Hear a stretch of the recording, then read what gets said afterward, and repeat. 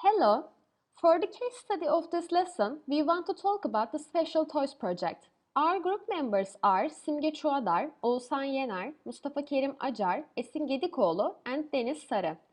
During presentation, we tried to solve the problems of this case. In this case, there is a company named Special Toys and they sell a variety of new and innovative toys for children. They are producing toys basically. Management learned that the pre-holiday season is the best time to produce a new toy because of the holiday gifts. They plans to introduce a new product called Weather Teddy. When children press the bear's hand, it talks one of 5 responses. It looks to be a very nice day. Have fun. I think it may rain today. Don't forget your umbrella. Tests with the product show that the bear's predictions are surprisingly good. Now here we have some information about draft of our new toy. For example, member of management recommended to order quantities of 15,000, 18,000, 24,000 and 28,000 units. Expected sale price $24 per unit. Cost $16 per unit. Surplus inventory sale price $5 per unit. Sales forecasted prediction of expected demand $20,000 units with a 95 probability that demand will be between 10,000 units and 30,000 units. Now here we have the first problem. Use a sales forecaster's prediction to describe a normal probability distribution that can be used to approximate the demand distribution. Sketch the distribution and show its mean and standard deviation. First, we write the data as a table.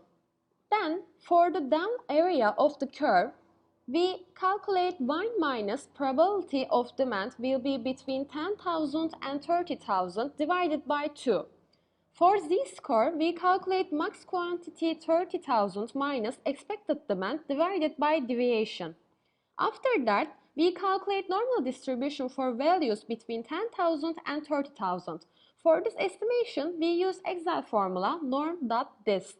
In the formula, respectively, we choose quantity, expected demand, then deviation, and for cumulative, we choose false.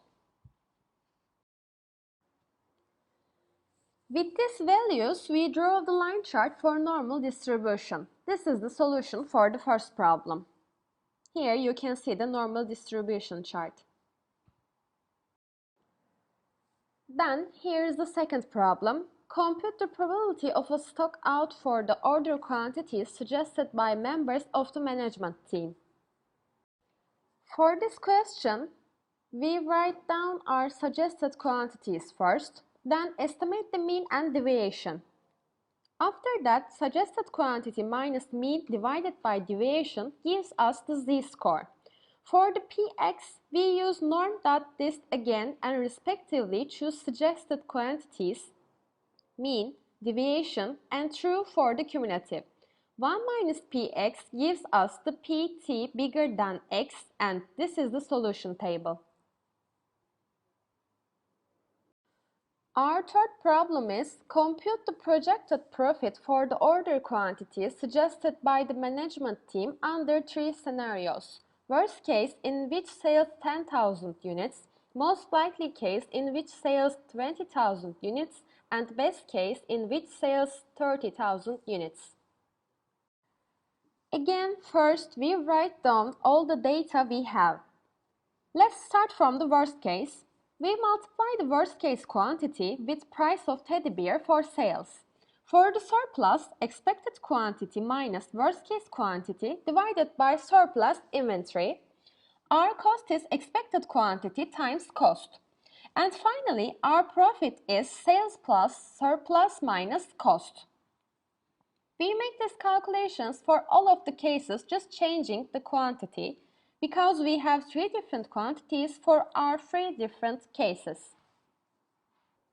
And finally, in our scenario quantity table, we can clearly see what happens in different numbers and how our profit affected from these quantities. Now here is the other problem. One of specialties managers felt that the profit potential was so great that the order quantity should have a 70% change of meeting demand and only a 30% change of any stock outs. What quantity will be ordered under this policy and what is the projected profit under the 3 sales scenario? For sold order quantity to meet 70% demand, we have PZ smaller than K. We take Z as 0.70 and from Z table, K becomes 0.5244. 20,000 plus deviation times K is our quantity. We know our cost, price, and surplus from former problem. Price times expected quantity gives us the sales. Quantity minus expected quantity times surplus gives us the surplus, and quantity times cost gives us the total cost.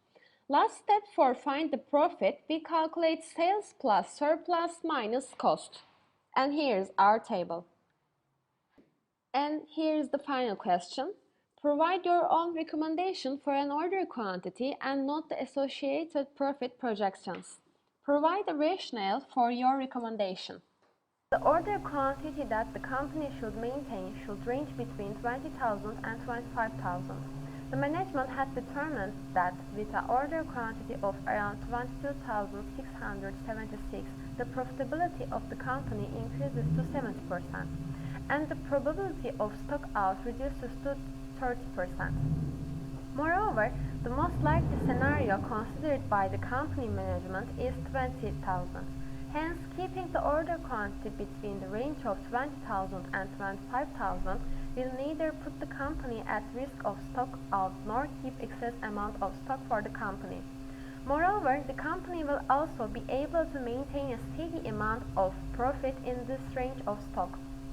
The probability of stock out for the company under the option of most likely range of ordering quantity is also low, that is 21%. Video Teddy is a new addition to the existing product line of the toy company.